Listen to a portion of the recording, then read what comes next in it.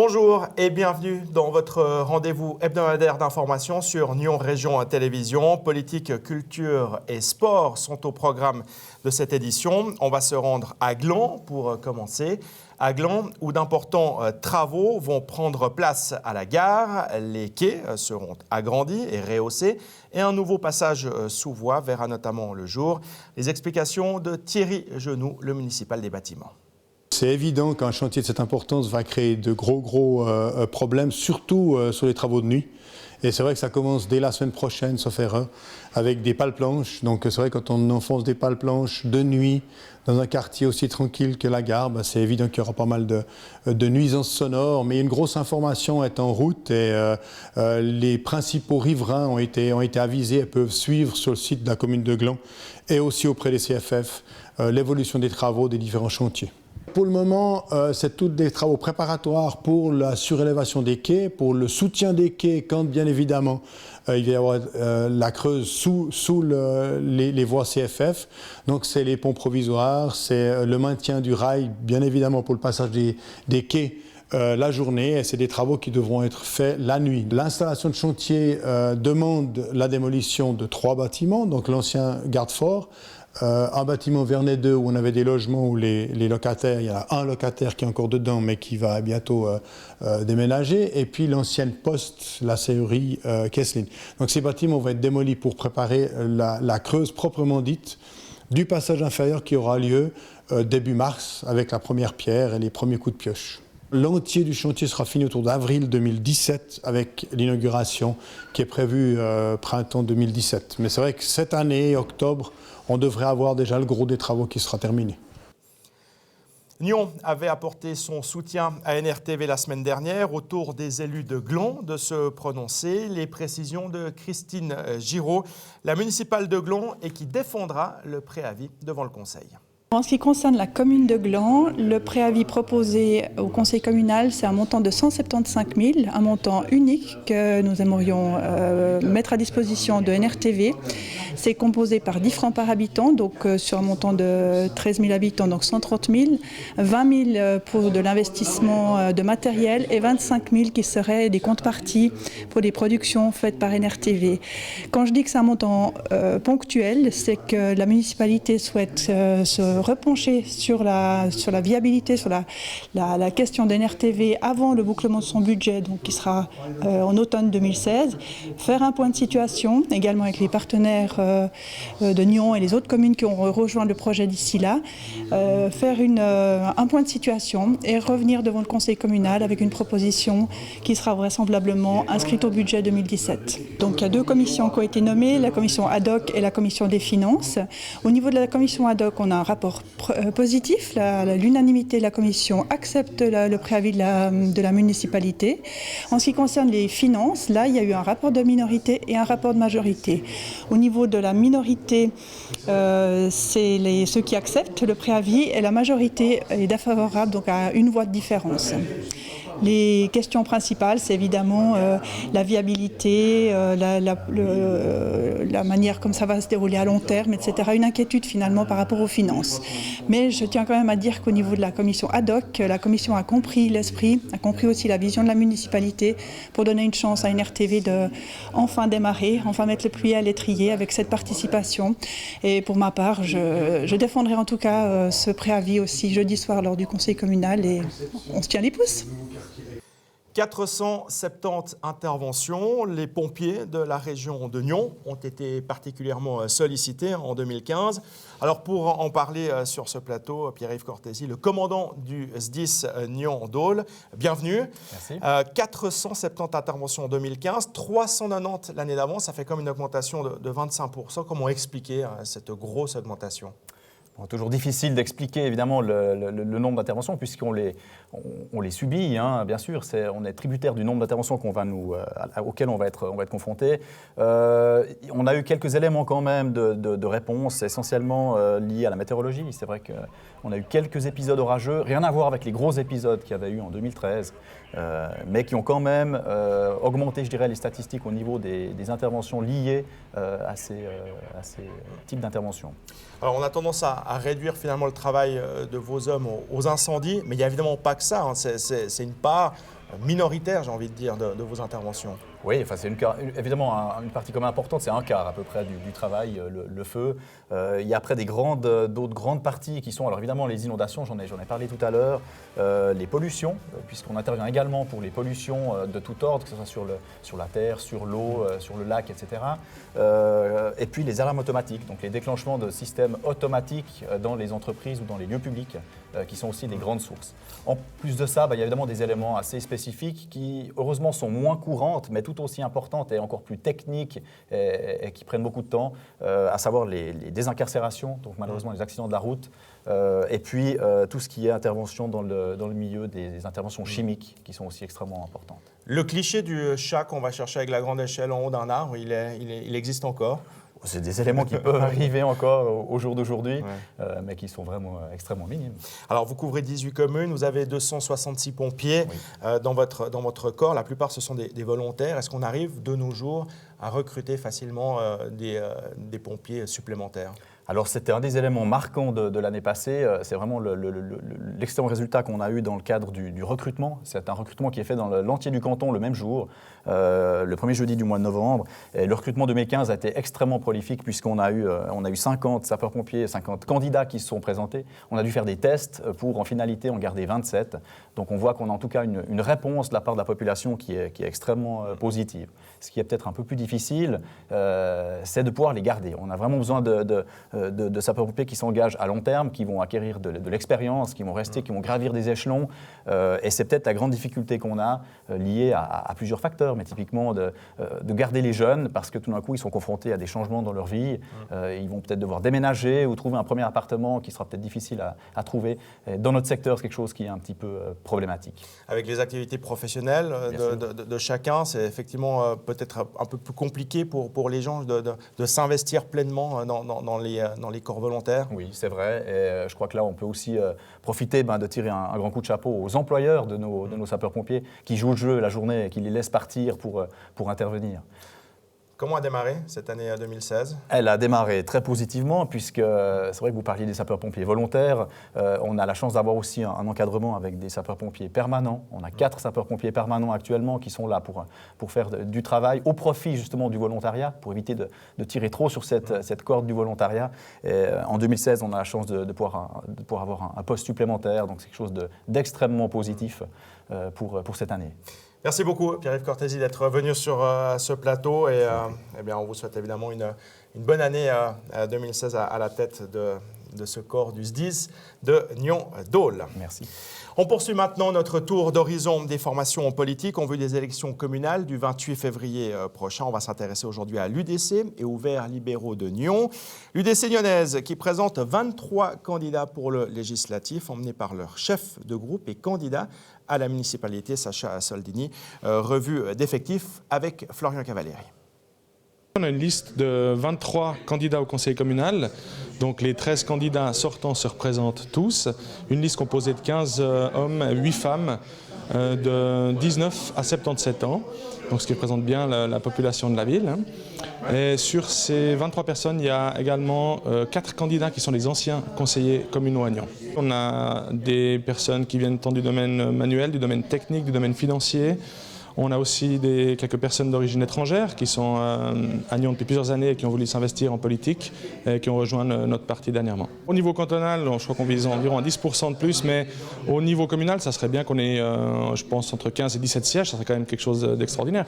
Il faut savoir qu'on n'a pas cessé d'augmenter le nombre de conseillers communaux UDC depuis l'entrée du parti au conseil communal en 2002. L'UDC a un rôle très important à jouer au niveau des finances, de la mobilité et on va dire aussi de la sécurité. Il faut rester assez local, ne pas mélanger non plus avec des thématiques qui sont fédérales ou cantonales. Il faut privilégier le débat local, les idées locales, et c'est à ce moment-là qu'on fera un travail efficace. Donc il s'agit tout d'abord de prioriser certains projets, parce que Nyon est une ville, comme le dit le syndic, en pleine mutation. C'est très bien, la ville croît, mais ce qui est également essentiel, c'est d'avoir des priorités et ne pas tout faire en même temps.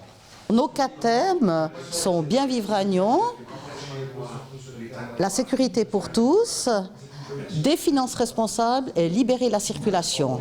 C'est les thèmes que nous avons identifiés. Évidemment, ces thèmes, tout au long de l'année, nous avons déposé des motions, des postulats sur des sujets qui concernent ces thèmes.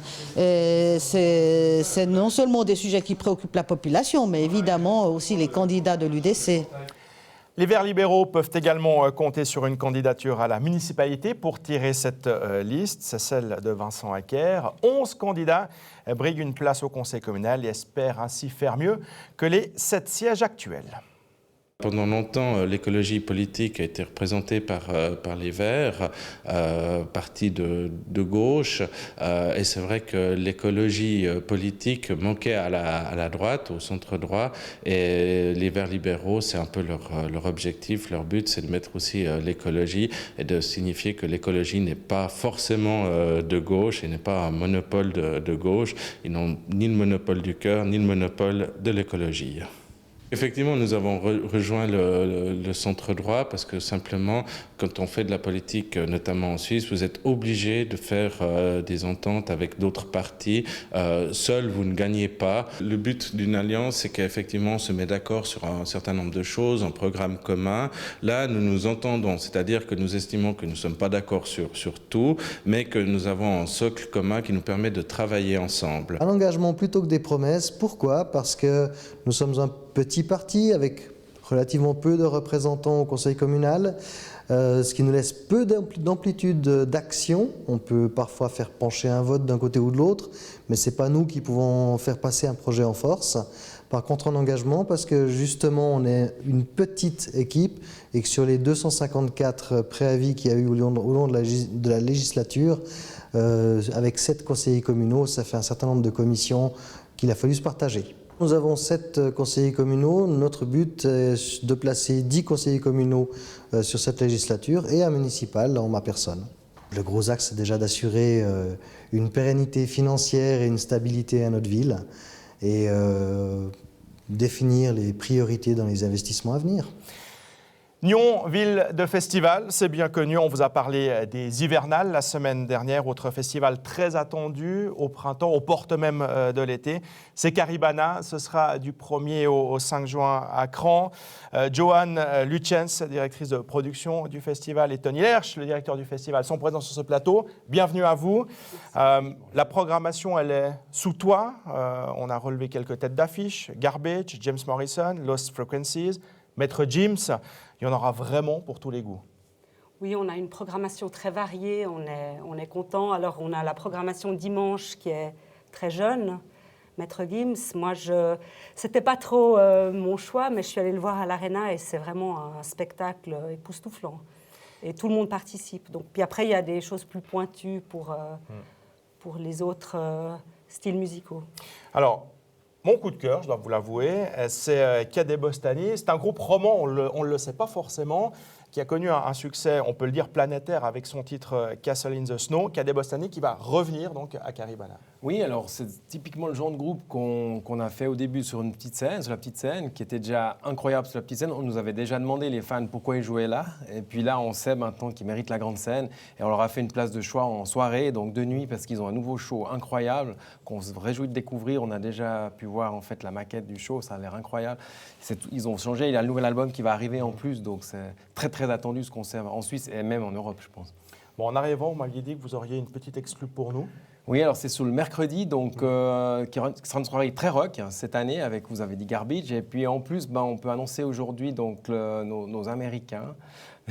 Je te laisse l'annoncer. C'est Breaking Benjamin, c'est un groupe américain. Et puis on avait prévu de les annoncer plus tard, mais on a envie de vous faire un cadeau. Ça sera du hard rock, donc très très soutenu. Ils viennent d'annoncer à Zurich, ça se remplit très très vite là-bas. Et c'est pour ça qu'on a décidé d'annoncer ce groupe en exclusivité pour NRTV.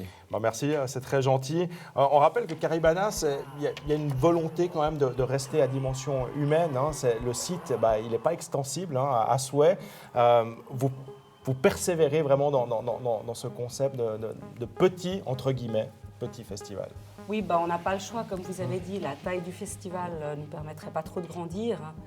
Donc je pense que c'est quelque chose que les artistes aiment beaucoup et que le public aime beaucoup, ce côté proximité avec les scènes, les artistes. Et puis c'est agréable, c'est pas énorme, on se perd pas et c'est un peu notre point fort aussi au niveau de l'accueil des artistes et du public.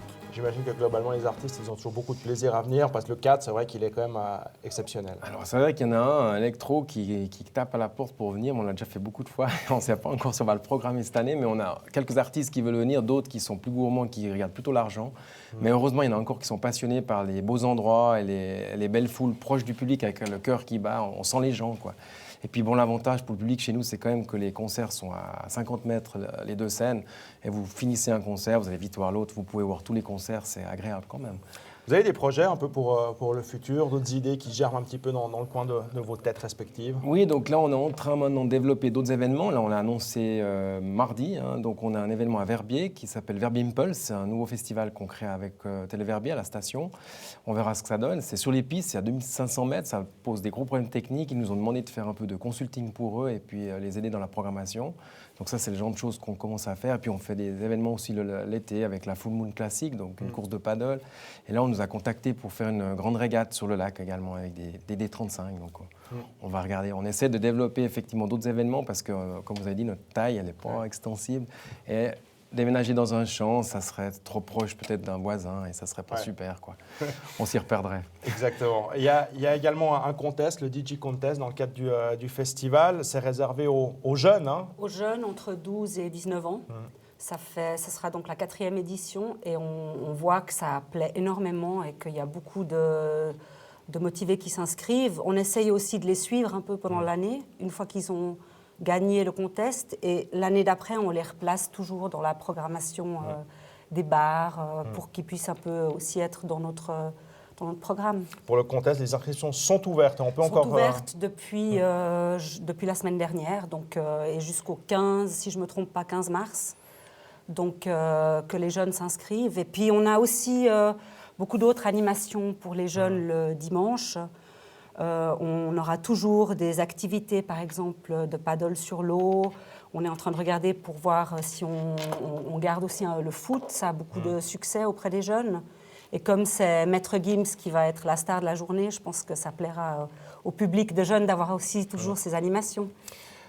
Pour le DJ Contest notamment, on s'inscrit sur le site internet. Sur le site internet du caribana-festival.ch et puis toutes les infos, programmation, billetterie et autres à découvrir sur le festival. Merci beaucoup d'être venu sur ce plateau pour nous parler donc de ce Caribana Festival. Ce sera du 1er au 5 juin.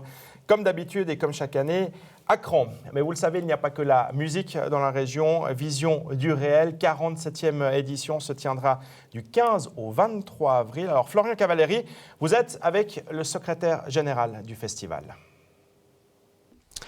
Alors cette semaine, nous sommes au cœur du festival Vision du réel, dans les locaux que ce festival occupe à la place du Marché 2, en compagnie de Philippe Clivat, qui n'est autre que le secrétaire général de Vision du réel. Philippe Clivat, bonjour. Bonjour.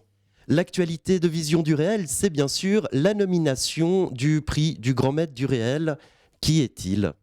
Le Grand Maître du réel 2016, c'est Peter Greenaway, qui est un réalisateur anglais qui sera présent à Vision du réel, qui notamment fera une masterclass, en plus du fait qu'on va présenter un certain nombre de ses films. Alors vous avez aussi dévoilé le nom des 2 réalisateurs qui animeront les ateliers. Là encore, qui sont-ils ? Alors, ils sont un petit peu moins connus vraisemblablement. Dominique Gagnon, qui vient du Québec, et Audrius Tonis, qui vient de Lituanie. Et si nous sommes là, c'est pas pour rien, c'est parce que derrière cette porte, derrière ce jeune homme, il y a le cœur du festival, c'est-à-dire la sélection des films. Toute une équipe est en train de travailler. Philippe Clivat, présentez-nous cette équipe. Alors c'est une partie de l'équipe. Nous avons Emmanuel Chicon et Madeleine Robert, ainsi que Émilie Bugès, qui sont en train de regarder les films, donc qui sont en train de terminer la sélection. Le directeur et d'autres membres du comité de sélection travaillent dans d'autres pièces. Alors justement, on va aller voir un petit peu ce qu'est leur travail. Bonjour. Bonjour. Alors, combien de films cette année pour Vision du réel ? Vous avez déjà reçu combien d'œuvres ? 3200, 3300, quelque chose comme ça, je dirais. Et l'objectif, c'est d'arriver à une sélection d'environ combien de films ? Alors au total 150, mais ça inclut les ateliers, les 2 ateliers et le maître du réel. Alors, sans dévoiler les grands axes, évidemment, c'est le secret qui est bien gardé à Vision du réel, mais ces réalisateurs, ils s'interrogent sur quoi essentiellement ? Alors, bon, disons, les enjeux politiques sont vraiment un élément très récurrent, forcément, dans le documentaire. Et cette année, on a eu énormément de films qui s'intéressaient, se penchaient sur la question de la migration d'une façon générale, autant ici qu'ailleurs, quoi. Évidemment, un thème d'actualité. On va continuer à se balader au cœur de Vision du réel en passant à l'étage suivant où il y a toute la partie qui est plus organisationnelle. Philippe Cliva, venez avec moi. Alors là, nous sommes dans la partie administrative du festival. Comme vous pouvez le voir, c'est une véritable ruche qui bourdonne. Nous avons le président du festival qui est en plein penché dans ses factures, une quinzaine de collaborateurs. Combien d'employés ou de collaborateurs pour ce festival ? À l'heure actuelle, on est une vingtaine. Il y aura une cinquantaine de personnes d'ici 3 semaines et puis approximativement 200-250 personnes au moment même du festival. Et tout ça, c'est les bénévoles de ce festival qui sont très importants. On est avec Juliette Pitou ici qui s'occupe justement du recrutement des logeurs et des bénévoles qui vont encadrer ce festival. Comment se passe ce recrutement ? Alors ça se passe plutôt pas mal. Là, les inscriptions sont closes depuis fin janvier. On cherche encore du monde. Dans les auxiliaires, si vous avez un permis de voiture D1, c'est plutôt pour les minibus des 12 places. On cherche encore du monde. On cherche encore des logeurs parce qu'il nous manque des lits sur Nyon. Voilà. Donc si vous habitez Gland, ça ne nous intéresse pas forcément. Mais si vous avez quelque chose sur Nyon, c'est avec grand plaisir. Et si vous voulez faire bénévole... il y a encore de la place. C'est chez Juliette Pitot que ça se passe. Vous trouvez toutes les indications sur le site internet du festival visionduréel.ch. Et la transition est toute faite parce que si le festival fait appel à ses bénévoles, à ses logeurs, c'est pour le clouter. C'est pour qu'il y ait un espèce de mix qui se fasse entre la population locale et ce festival.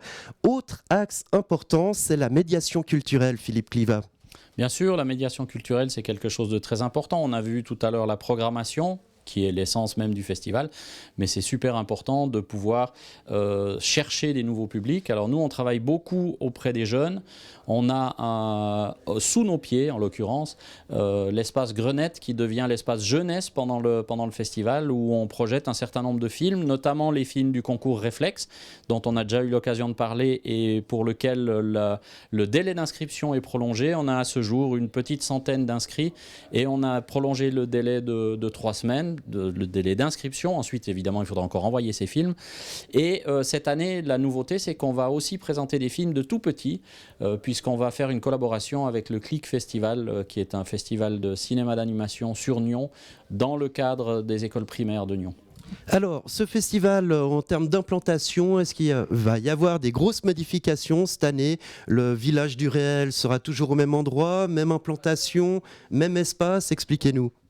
Globalement, ça reste la même chose. On a, je pense, trouvé une formule qui fonctionne bien. On est super content de pouvoir boucler la rue des Marchandises et de pouvoir y amener le centre du festival qui finalement se retrouve au cœur de la ville de Nyon. Donc il n'y a pas beaucoup de changements de ce côté-là. Le ciel s'annonce radieux pour Vision du réel pour cette nouvelle édition. Je ne suis pas météorologue, mais ça va être une très très belle édition. Philippe Cliva, merci beaucoup de nous avoir expliqué un peu comment fonctionnait ce festival Vision du réel. Je rappelle que la programmation officielle sera dévoilée le 23 mars prochain. On entend cela avec impatience. L'année passée, l'affiche officielle, c'était une image du maître du réel, Barbet Schroeder. Et cette année, quelle est donc cette image qui orne cette nouvelle édition ? Ce n'est pas une image d'un film de Barbet Schroeder ni de Peter Greenaway. Cette année, en fait, nous avons choisi un film chilien puisque nous faisons un focus sur le Chili et que cette image nous a beaucoup plu. Merci beaucoup Philippe Cliva. On vous souhaite une très belle édition de cette... combienième édition de Vision du réel ? Ce sera la 47e. 47e édition de Vision du réel. Et du football pour terminer cette émission. Le championnat de Promotion League reprendra ses droits dans un peu plus d'un mois. Le Stade Nyonnais sera en lice le 28 février déjà pour un match en retard. Luis Pereira, le manager général du Stade Nyonnais, est avec nous. Bienvenue. Et puis Jacques Grosson, président de la confrérie du Stade Nyonnais, est également présent sur ce plateau. Bienvenue à vous. On va rapidement évoquer le plan sportif. Il y a eu pas seulement de mouvement pendant l'hiver, 7 départs, 6 arrivées. Quel est l'objectif principal du deuxième tour pour le Stade ? Alors, l'objectif principal, d'abord, c'était d'équilibrer le contingent, d'avoir une équipe beaucoup plus équilibrée, puisqu'on avait fait une entrée en matière qui n'était pas celle qu'on souhaitait. Et surtout, je crois que les préparations en Suisse, elles se font de janvier à décembre et non de juillet à juin. L'objectif, ce sera aussi évidemment de s'éloigner le plus rapidement possible de la zone dangereuse, hein, parce qu'il faut éviter à tout prix la relégation, j'imagine. Effectivement, c'est s'éloigner le plus rapidement possible. Alors la confrérie a un tout nouveau comité, Jacques Grosson, que vous présidez. Il y avait la volonté là de redonner un nouvel élan à cette confrérie. Oui, c'est certain. Disons que Steve Osterman, qui est un ami, nous a proposé de redynamiser cela et d'apporter un soutien régional à une équipe qui reprenait un club en danger. Hein. Il était quasiment en survie ou proche, en tout cas proche de la fin. C'est un club important, donc avec Steve, Daniel Perrou, Stefano Albertoni, Nicolas Tracchia et moi-même, tous des anciens joueurs ou anciens présidents ou hommes très importants pour la vie du club. On a décidé de venir soutenir et puis apporter une touche régionale parce que si Luis Pereira et M. Sirmakes s'investissent pour le Stade Lyonnais, il était important également que les entreprises régionales suivent cet élan et puis qu'on redynamise tout cela et puis qu'on apporte notre pierre à l'édifice aussi bien qu'on puisse le faire. Donc, on a beaucoup parlé du Stade Lyonnais l'été dernier, pas forcément combien, c'est un peu la saga. Est-ce que tout cela est oublié et derrière maintenant ? Alors ça, je ne le sais pas vraiment, parce que c'est le rôle du club. Mais en tout cas, nous, on a envie d'aller de l'avant. Et puis ce nouveau comité le prouve qu'on veut vraiment avancer, arrêter de discuter de ces arriérés, de ce qui n'a pas été fait, de ce qui aurait dû être fait, de la situation financière et tout ça. Ça ne nous regarde pas vraiment. Nous, on veut vraiment essayer d'apporter un soutien à la fois financier, émotionnel, et puis mettre toute notre passion et notre amour pour ce club à disposition du comité actuel. Ouais. Luis Pereira, ce feuilleton, justement, il est derrière. Est-ce qu'il a laissé des traces, finalement, au sein des supporters, au sein du public ? Non, j'aimerais juste leur dire qu'ils utilisent une phrase « souvenez-vous ». Voilà, c'est du passé. Voilà. Vous pouvez compter, là, maintenant, sur l'appui, justement, de la confrérie, notamment. C'est un soutien qui est précieux pour vous ? Très précieux le soutien de la confrérie, le soutien des anciens, parce que on a besoin de travailler tous ensemble. On n'est pas au-dessus, on est tous ensemble en train de travailler pour faire quelque chose, pour changer une réalité. Dans peu de temps, on verra la nouvelle réalité du Stade Lyonnais qui sera en harmonie avec les lieux.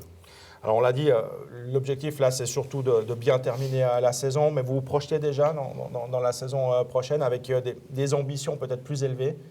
On est toujours en train de surveiller ce qui se passe. Pas plus tard que hier, il y a eu un match et les matchs dégagent des questions et des questions de savoir comment on se projette dans l'avenir. Donc tout au long de l'activité, on aura des questions d'avenir, c'est-à-dire maintenir le club dans la catégorie, voire avoir plus d'ambition, mais tout de manière naturelle.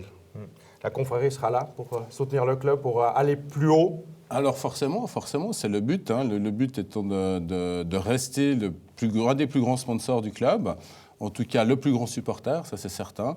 Et puis on invite toutes les personnes qui veulent rejoindre la confrérie ou le Club 05 parce qu'on a envie d'échanger un petit peu ce nom et de profiter de ce nouvel élan pour l'appeler Club 05 hein, qui est tout à fait conforme à la confrérie.